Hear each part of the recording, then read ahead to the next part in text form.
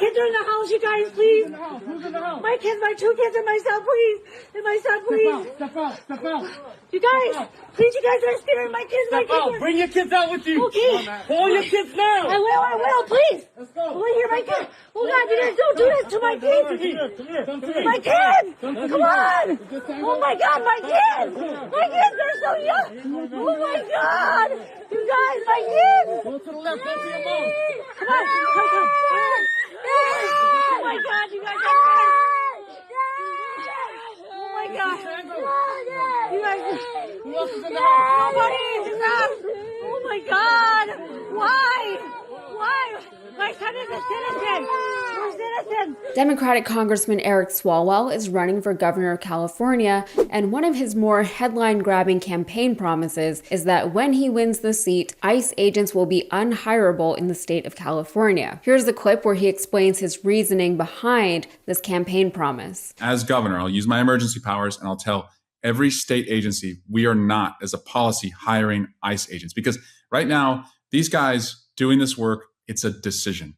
No one's holding a gun and saying you have to work for ICE. And so when I'm governor, if you're still working for ICE and you haven't got the message that no one's asking you to do this, you won't be hired in the state. And it's part of an approach that says either we can be on our heels as the most vulnerable in our community, or we can make them react and go on offense. And so I can't take on any other crisis until I do that first part of the job, which is, to be a fighter protector. And along those lines, his primary campaign message is that people are scared and prices are still too high. He released a statement on his campaign website, but also announced his candidacy at the end of an appearance on Jimmy Kimmel's show. On his website, he said, "I'm running for governor because prices are too high and people are scared. California's next governor has 2 jobs. 1, keep the worst president in history out of our homes, out of our streets, and out of our lives."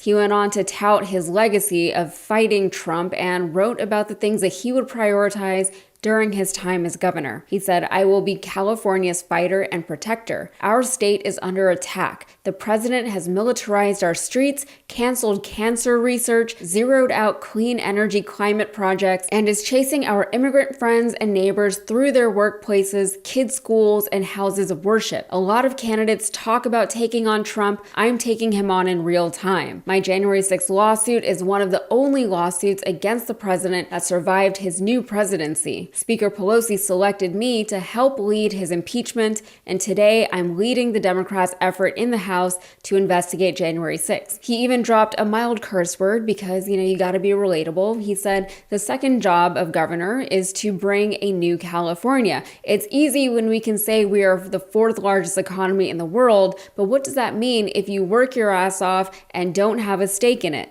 Nothing." And he ends by saying that his priorities will be homes and jobs. So good, pretty standard stuff. No mention of Israel or Gaza. And for those who care, just a reminder that Swalwell does currently take AIPAC money. But either way, I'm sure we'll all just be keeping an eye on his candidacy moving forward. He does have some competition in the field with several others gunning for Newsom's seat, including former Democratic Representative Katie Porter. But his stance on ICE could be considered extreme by some, but the truth is, no one wants to hire or be associated with anyone who willingly associates themselves with an administration such as this one, let alone with the most publicly and unapologetically brutal arm of this administration. Once all of this gross dust settles, the people who supported and enabled the worst of the Trump years will find that they were never the majority. They will find that no one ever liked them. They will find that without the backing of the administration, they're just uneducated losers with little to contribute to society who likely won't be able to find a job in most places, not just in the state of California. And maybe I'm just dreaming too big, but it's natural to want to see some sort of retribution against the people who have turned your country into a nightmare. And I know that that's similar language to what is being said on the right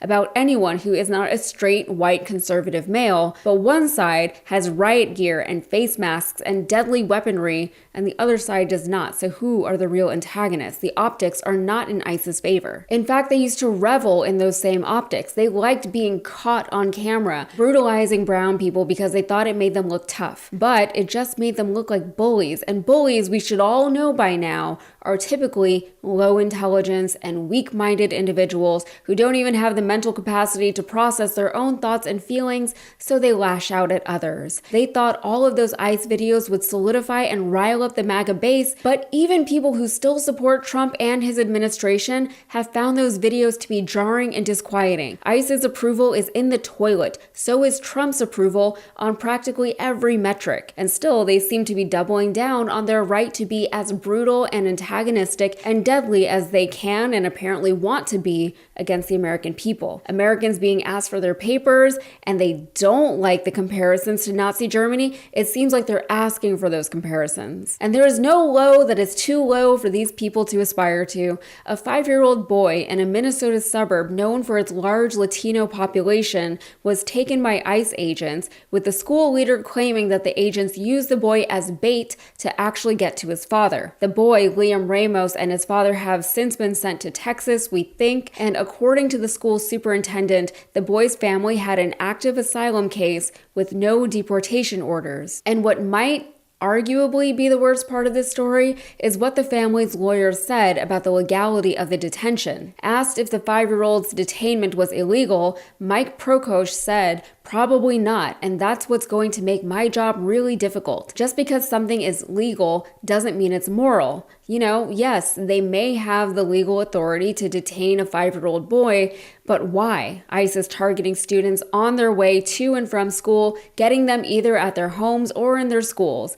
As a result, school absences are up, with nearly a third of the students in Ramos's district staying home due to the ICE presence. Of course, there are people still defending and supporting the Trump administration and ICE, but what's telling is that the best defense that most of them can muster is just to pretend that they haven't heard about any of this or that it's fake. Even they know that these actions are indefensible, and even they know that if they publicly try to defend these actions, people will know that they themselves are terrible people. But I guess they would rather people just believe them to be completely ignorant instead. All right, that's it for me. If you got anything out of this, please like the video and subscribe to the channel for more. Thanks.